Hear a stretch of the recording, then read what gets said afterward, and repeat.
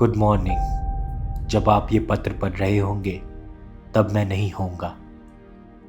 मुझ पर नाराज मत होना, मुझे किसी से शिकायत नहीं है। मुझे हमेशा से खुद से ही समस्या रही है। मैं अपनी आत्मा और देह के बीच की खाई को बढ़ता हुआ महसूस करता रहा हूं। मैं हमेशा से एक लेखक बनना चाहता था, विज्ञान पर लिखने वाला, कार्ल सगान की तरह। लेकिन अंत में मैं सिर्फ यह पत्र लिख पा रहा हूं। मुझे विज्ञान से प्यार था, सितारों से प्यार था, प्रकृति से प्यार था। लेकिन मैंने लोगों से प्यार किया और यह नहीं जान पाया कि वो कब के प्रकृति को तलाक दे चुके हैं। इस क्षण मैं आहत नहीं हूं, मैं दुखी नहीं हूं, मैं बस खाली हूं। मुझे अपनी भी चिंता नहीं है। यह दयनीय है और यही कारण है कि मैं ऐसा कर रहा हूं। ये शब्द है रोहित वेमुला के, हैदराबाद सेंट्रल यूनिवर्सिटी के 26 वर्षीय दलित पीएचडी स्कॉलर, जो 17 जनवरी 2016 को अपने हॉस्टल के कमरे में फांसी लगाकर इस दुनिया से चले गए।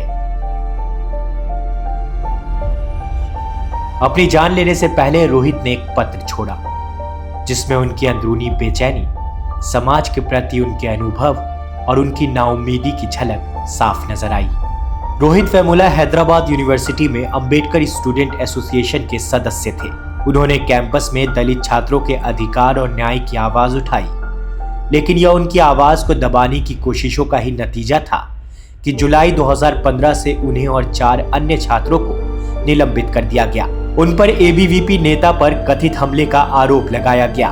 मामला इतना बढ़ा कि केंद्रीय मंत्री बंडारू दत्तात्रेय ने विश्वविद्यालय को जातिवादी और राष्ट्र विरोधी राजनीति का अड्डा बताते हुए कार्यवाही की मांग की। रोहित ने अपनी आत्महत्या से पहले एक निस्वार्थ अनुरोध किया था कि उनकी 7 महीने की फेलोशिप का बकाया उनके परिवार को दिया जाए। उनकी मौत ने पूरे देश को झकझोर दिया। यह सिर्फ एक छात्र की मौत नहीं थी, बल्कि दलित समुदाय के खिलाफ होने वाले भेदभाव और अन्याय का प्रतीक बन गई। रोहित वेमुला की मौत ने देश भर में विरोध और आक्रोश की लहर पैदा की। यह घटना भारतीय विश्वविद्यालयों में जातिवाद के मुद्दे पर बहस का केंद्र बन गई। हालांकि आंध्र प्रदेश की एक सरकारी रिपोर्ट में उनकी दलित पहचान पर सवाल उठाए गए, लेकिन रोहित के दोस्तों और समर्थकों का मानना है कि उनकी मौत जातिवादी भेदभाव का नतीजा थी।